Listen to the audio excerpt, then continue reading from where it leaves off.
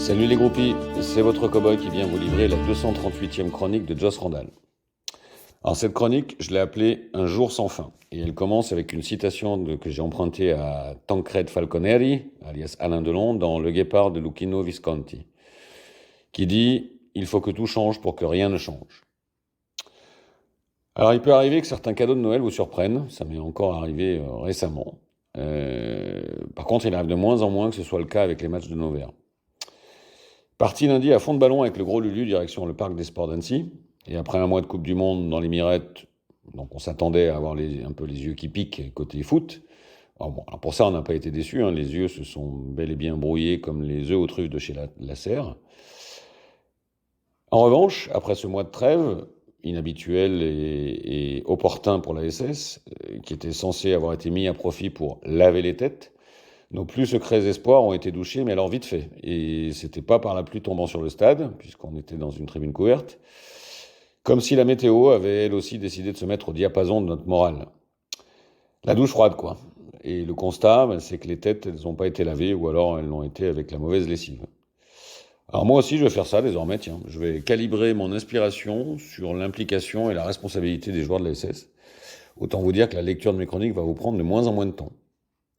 Mais d'ici là, je vais laisser le soin à ma maussaderie d'annoncer les prémices d'un juste courroux. Chapitre 1. Non, toi non plus, tout n'a pas changé. J'ai titré cette chronique Un jour sans fin, car j'adore ce film de 1993 avec Bill Murray et Andy McDowell. Vous savez, c'est l'histoire de ce mec qui se lève tous les matins en revivant indéfiniment le même jour. Et cette impression de déjà-vu hante désormais mes rêves verts. Noël 2021, on était déjà dernier. Bon, en Ligue 1, certes, mais dernier. Et un an après, on est toujours dernier, mais de Ligue 2 cette fois. Rien ne change. Incoercible ascenseur pour l'échafaud, ou plutôt inéluctable descente aux enfers.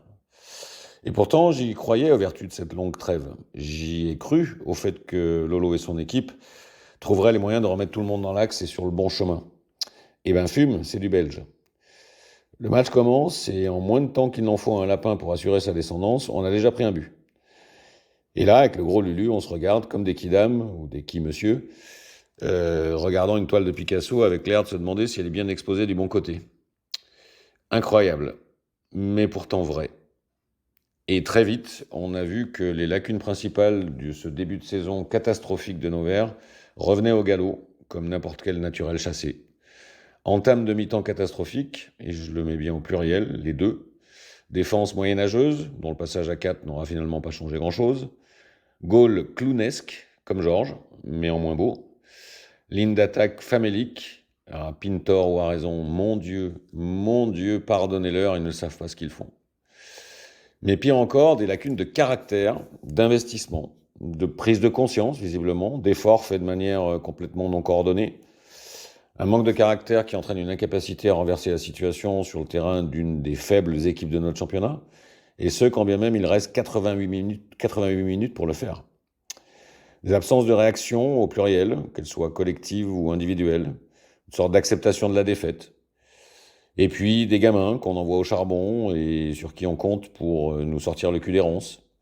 Bref, une équipe qui n'a toujours rien d'une équipe. Au final, pas de points pris, donc un jour décidément sans fin, et un trou qui se creuse avec ceux devant nous. Alors pour ce qui est d'essayer de trouver des satisfactions, je mets des guillemets, autant chercher une aiguille dans un squat de junkie.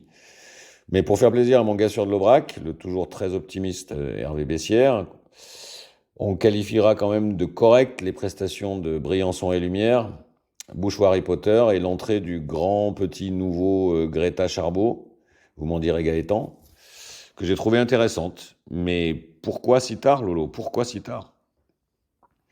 Et à un degré moindre, une mention passable, car bien trop intermittent et malheureusement sans spectacle, pour le trop diesel moins fait que la police, et pour l'Obi-Wan Kenobi, pour qui je garde une probablement subjective tendresse. Mais pour l'ensemble de la prestation, c'est bien trop peu. Chapitre 2, le chant du cygne ou les raisins de la colère.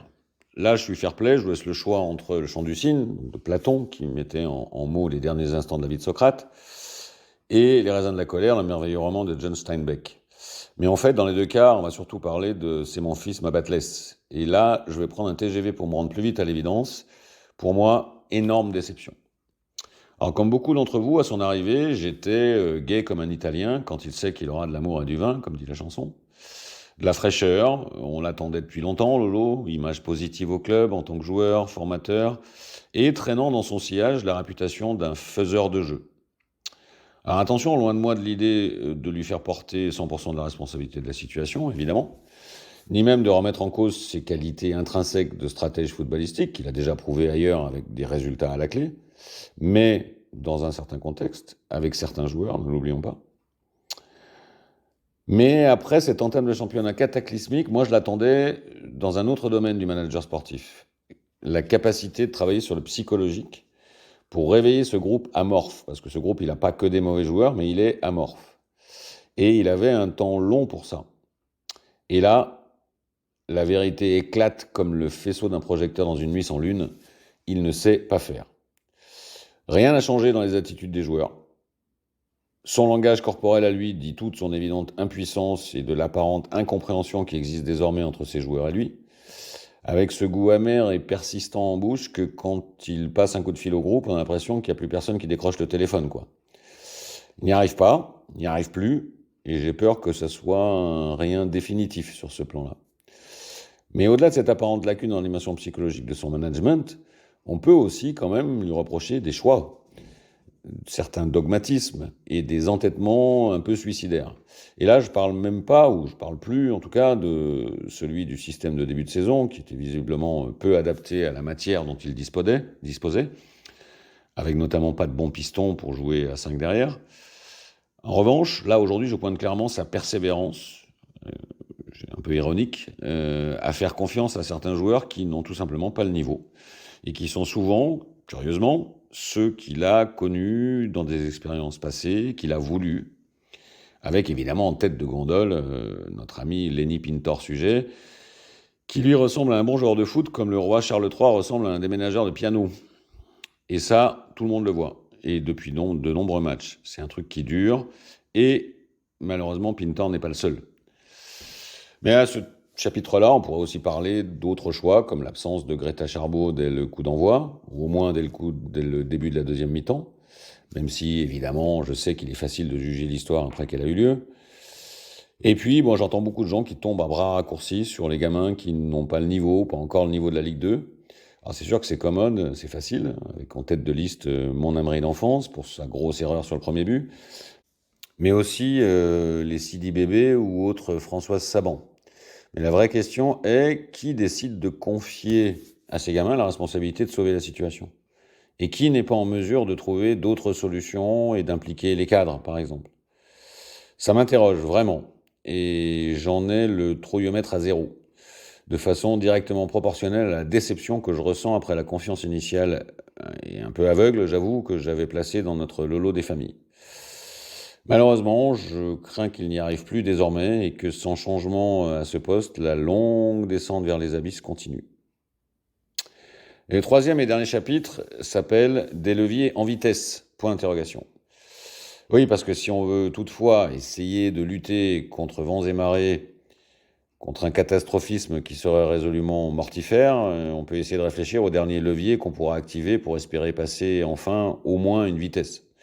Alors le changement de coach, on en a parlé, en vue d'un électrochoc, c'en est un levier, même si ce n'est pas non plus une garantie absolue de résultat, confère l'an dernier avec l'expérience du duc de Savoie. Ensuite, on peut imaginer, ou en tout cas on peut le souhaiter, que la situation est bien perçue comme urgente dans les bureaux des têtes pensantes de la SS, qu'on espère pour le coup également des têtes agissantes. Bref, on prie pour que ce soit le branle-bas, comme disait un teckel que j'ai bien connu, de combat à l'Étra.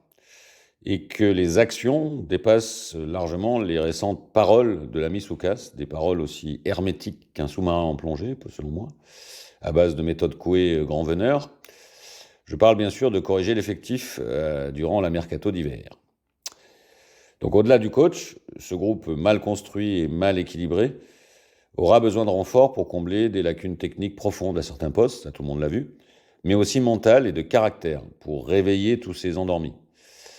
L'arrivée, alors convenons-en, elle a été rapide, de Greta Charbeau, va déjà dans le bon sens, à mon avis.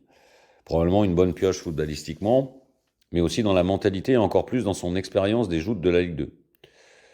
Celle annoncée du latéral Brice de Nice Apia va probablement aussi dans le bon sens, dans la bonne direction.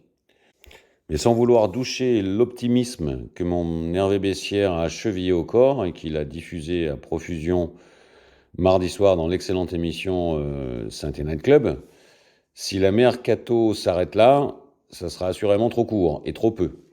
Il faudra encore au moins un latéral, un renfort offensif de côté, un 6 de caractère, un bon défenseur central s'il y a une opportunité, et bien sûr, un gardien. Car sans lui faire offense, notre pauvre ami pris par Dreyer a encore démontré lundi que pour le poste de gardien, bah, c'est comme pour le sexe ou pour la belote, hein. Si t'as pas un bon partenaire, bah, t'as plutôt intérêt d'avoir une bonne main. Je vous laisse avec ma citation de conclusion que j'ai empruntée à l'aventurier Jean Laborde, qui disait « Le coup de pied au cul, c'est l'électrochoc du pauvre ». À bientôt les groupies.